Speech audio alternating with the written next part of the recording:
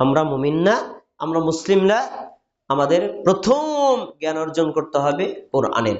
কারণ ইসলামের যত জ্ঞান এর উৎস, মেইন সেন্টার হলো কোরআন। কোরআন সম্পর্কে আমাদের জ্ঞান অর্জন করতে হবে।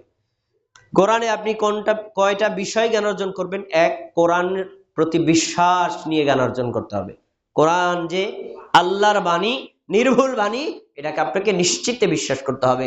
রাসূল সাল্লাল্লাহু আলাইহি ওয়াসাল্লামের একজন সাহাবী বলছেন যে ফানাতাআল্লামুল ঈমান ক্বাবলা আন নাতাআল্লামাল কুরআন, আমরা আগে কোরআন শিখতাম না, আগে শিখতাম ঈমান, অতঃপর কোরআন শিখতাম। কোরআন দিয়ে আমাদের ঈমান আরো তরুতাজা এবং বাড়াতাম।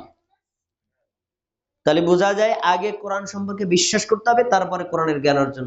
না হলে গিরিশচন্দ্র সেন ৩০তম পারার অনুবাদ করেও মুসলমান হতে পারলো না কেন? কারণ তার ঈমান নেই। তাই আগে ঈমান, তারপরে হেলেম, কোরআনের ইলম। ২ নম্বর, তিলাওয়াত বিশুদ্ধ করে শিখতে হবে। পুরো কোরআন তিলাওয়াত বিশুদ্ধ শেখা কারোর জন্য ফরজ না, কিন্তু আপনি সলাতে যে কয়টা সূরা পড়বেন, পড়া লাগে, এই কয়টা সূরা আপনাকে বিশুদ্ধ করে তিলাওয়াত শিখতে হবে।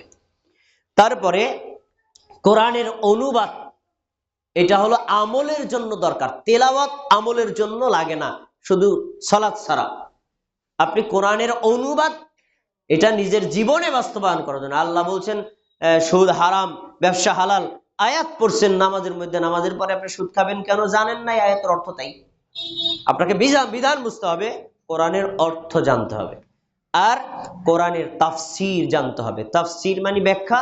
এর মানে এই না যে আমি তো আলেম না, আমি আবার কেমনে তাফসীর করব। আপনার তাফসীর করার দায়িত্ব না। তাফসীর মানে ব্যাখ্যা। এক আয়াতে আল্লাহ একটা তত্ত্ব সংক্ষিপ্ত দিয়েছেন, আর এক আয়াতে বিস্তারিত উল্লেখ করেছেন। দুইটা আয়াতে একত্র করলে পুরো বিধানটা জানা যায়। আলেমরা যে তাফসীর গুলো লিখেছেন, তার ভিতরে সবচেয়ে বিশুদ্ধ তাফসীর হলো তাফসীর ইবনে কাসির।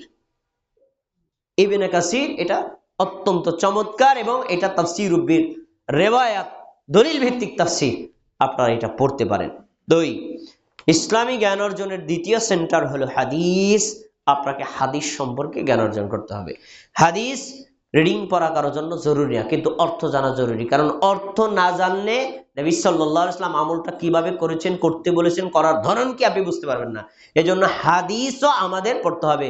বুখারী, মুসলিম, তিরমিজি, আবু দাউদ, নাসাই, ইবনে মাজাহ, মুওয়াত্তা মালিক, এই সকল হাদিসের কিতাবগুলো আমরা আমাদের সাধ্যমতো পড়ব। কারণ এই কিতাবের হাদিসগুলো বিশুদ্ধ, এবং ওই অনুযায়ী আমরা আমল করার চেষ্টা করব। এরপরে হাদিসের অর্থ বোঝার জন্য ব্যাখ্যাটা অনেক সময় দরকার হয়, কিন্তু ব্যাখ্যা আমাকে সবসময় মনে রাখতে হবে যে ব্যাখ্যাটা অবশ্যই বিশুদ্ধ ব্যাখ্যা হতে হবে। আমাদের সমাজের মানুষরা দল ভিত্তিক ব্যাখ্যা করে। আমি হানাফি মাযহাবের লোক, এজন্য হাদিসটারে টাইনা হেসরাইয়া বালায়া কমাইয়া নিজের মাযহাবের দিকে ঠেলে নিয়ে যায়। এই যে ব্যাখ্যা, এই ভ্রান্ত ব্যাখ্যা থেকে বেরিয়ে আসতে হবে। হাদিসকে হাদিসের মতো বুঝতে হবে। আর হাদিসকে যদি হাদিসের মতো বুঝতে যায়, আহলুল হাদিস ছাড়া অন্য কারো কাছে গেলে হাদিসরে হাদিসের মতো বুঝতে পারবেন না, হাদিসরে মাযহাবের মতো বোঝা লাগবে। তাই হাদিস আমাদের পড়তে হবে, এবং হাদিসের উপর বুঝে ওইভাবেই আমল করতে হবে। ৩ নম্বর হলো আমাদের আকীদাকে শুদ্ধ করে নিতে হবে। আমাদের ঈমান, আকীদা, এটা হলো ইসলামের বেসিক মূল। এইটার উপরে যাবতীয় সব আমল নির্ভরশীল। আকীদা শুদ্ধ না হলে আপনার আমল যতই চমৎকার হোক, ইসলামে গ্রহণযোগ্য না। তাই ঈমান কাকে বলে, ঈমানের আরকান কি কি, এটাকে আপনাকে জানতে হবে। আর ঈমান ধ্বংসের কারণগুলো কি কি, আপনাকে জানতে হবে। ইসলাম কাকে বলে জানতে হবে। ইসলামের ভিত্তি কয়টি জানতে হবে। কি কি কাজ করলে ইসলাম থেকে মানুষ বের হয়ে যায়, এটা আপনাকে জানতে হবে। তারপরে শিরিক কাকে বলে, শিরিক কি কি, এটাকে আপনাকে বুঝতে হবে। কুফর কাকে বলে, কুফর কি কি, এটা আপনাকে বুঝতে হবে। এই শিরিক কুফর বোঝার উদ্দেশ্যে এগুলো বর্জন করা, আর ঈমান আর ইসলাম সম্পর্কে বোঝার উদ্দেশ্যে এটা আমল করা, এটা সম্পর্কে জ্ঞান অর্জন করা সবার জন্যই ফরজ। তারপরে আরেকটি বিষয় হলো, আপনি ইসলামে ঢোকার পর, ইসলাম গ্রহণ করার পরে তো আমলগুলো করবেন। আমলগুলো করার পদ্ধতি হলো আমাদের নবী সাল্লাল্লাহু আলাইহি ওয়াসাল্লাম যেভাবে করেছেন, আপনি ওইভাবে করবেন। এটার নাম হলো সুন্নাত। এর বিপরীত সিস্টেমে করার নাম হলো বিদআত। আমাদের হুজুররা, অনেক দেশের অনেকের হুজুররাও কিন্তু বিদআতের সংজ্ঞা দেয় না। এক হুজুর আমার আগে ওয়াজ করতেছে, আমি একটু পরে ওয়াজ করব, তার আগে একজন ওয়াজ করতেছে, দেখলাম বিদআত নিয়ে ওয়াজ করে, ভালো। আর উনি বেদাতের সঙ্গে বলছে যা কোরআনে নাই হাদিসে নাই ওই হলো বেদাত। তা ধান চাষ করা কোরআনে আসেনি, ধান চাষ করা, পাট চাষ করা হাদিসে আসেনি, তাহলে এটাও তো বেদাত। তাহলে উনি বেদাতের সংজ্ঞা বোঝে নাই। বেদাত হলো ধর্ম হিসেবে যে মানুষটা আমল করে, নেকির আশায় যেটা করে, ওইটা যদি কোরআনে আর হাদিসে না থাকে, নবী আর সাহাবী না করে, ওইটা বিদআত। ধর্ম হিসেবে আমরা এই যে মোবাইল ব্যবহার করতেছি, এই যে চশমা ব্যবহার করতেছি, এই যে মাইক্রোফোন ব্যবহার করতেছি, রাসূল সাল্লাল্লাহু আলাইহি ওয়াসাল্লাম করছেন? করেন নাই। তাইলে এটা তো দুনিয়া বিকাশ, এটার মধ্যে বেদাতের কোনো সম্পর্ক? বেদাতের সম্পর্ক হলো ইবাদতের সাথে।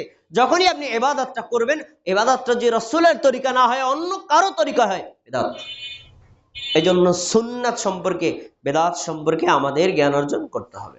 ভাইয়েরা আমার, খুব গুরুত্বপূর্ণ বিষয় হলো পঞ্চম, সালাফদের মানহাজ বুঝতে হবে। কোরআন পড়লেন, হাদিস পড়লেন, কিন্তু কোরআন হাদিসের বুঝটা নিতে হবে সালফে সালিহিনের বুঝ অনুযায়ী। আপনি এক্সট্রা আলাদা বুঝে নেবেন, ওই বুঝ হবে না। আপনি ওই যে সূরা ফিল পড়বেন আর অনুবাদ করবেন যে কি আল্লাহ তাআলা পাখিদেরকে পাঠাইছে এক একটা বোম নিয়ে, বোম মারছে আর ওরা মরছে। আল্লাহ তো বোম শব্দটা বলে নাই, তো এই ব্যাখ্যাটা আপনি কোথায় পেলেন? তাহলে বোঝা যায় যে বুঝের মধ্যেও ত্রুটি আছে। আমরা হুজুররা যারা আছি, একই কোরআন পড়ি, একই হাদিস পড়ি, তাহলে এক এক তরিকা হয় কেন? কারণ তাদের বুঝের ভিন্নতা।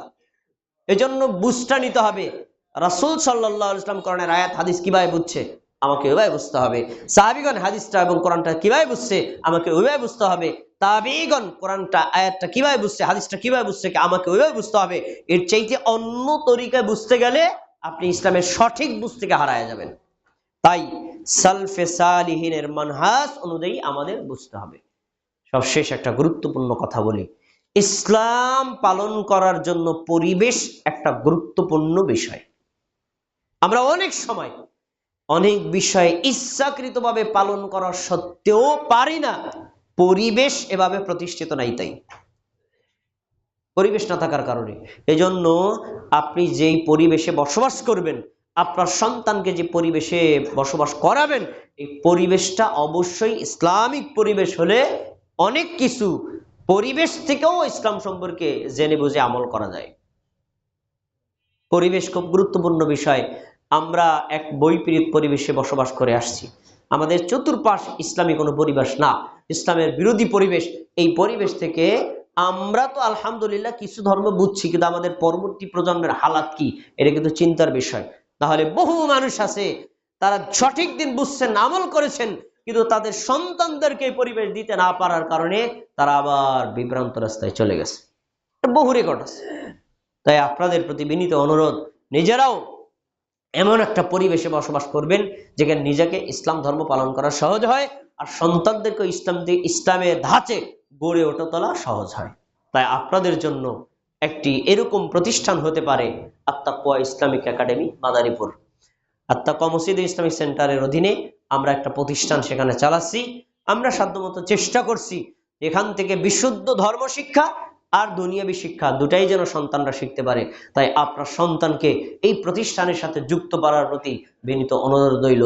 যদি আমরা এর সাথে যুক্ত করতে পারি, হয়তো আল্লাহ তাআলা আমাদেরকে দুনিয়াতে নিয়ে যাবেন।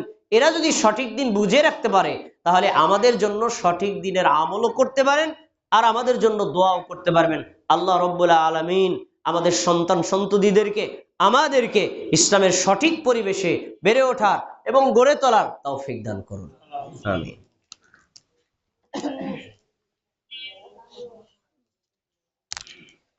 إن الحمد لله نحمده ونستعينه ونستغفره ونؤمن به ونتوكل عليه ونعوذ بالله من شرور أنفسنا من يهد الله فلا مضل له ومن يضلله فلا هادي له وأشهد أن لا إله إلا الله وأشهد أن محمدا عبده ورسوله।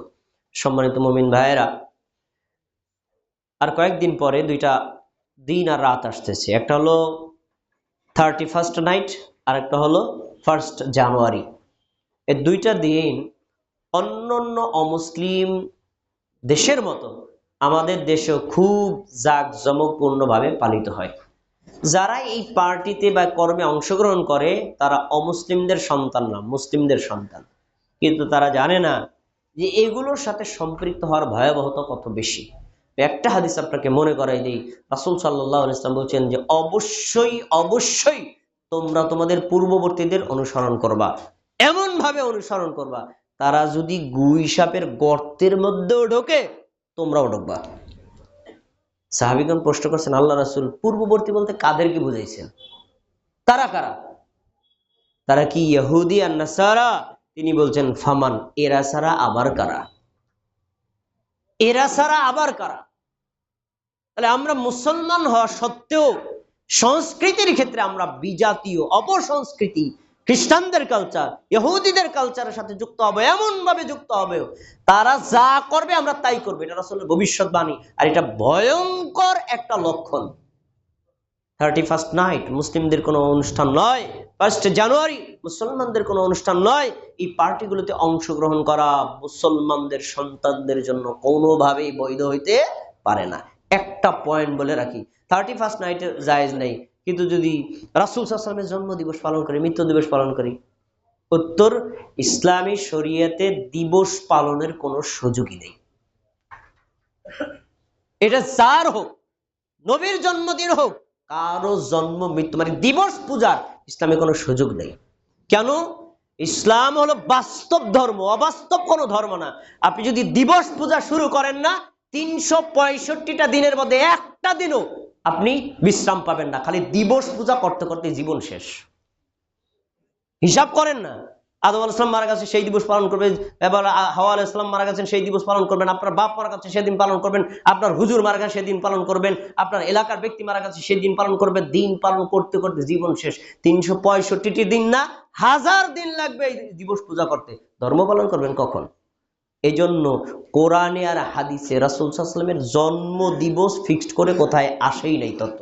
সাহাবীরা এগুলো কোনো বিষয় মনে করতেন না। তিনি কোন দিন জন্ম নিছেন আমার দরকার নেই, কোন দিন মারা গেছেন তাও আমার দরকার নেই, আমার দরকার তার আদর্শটা কি।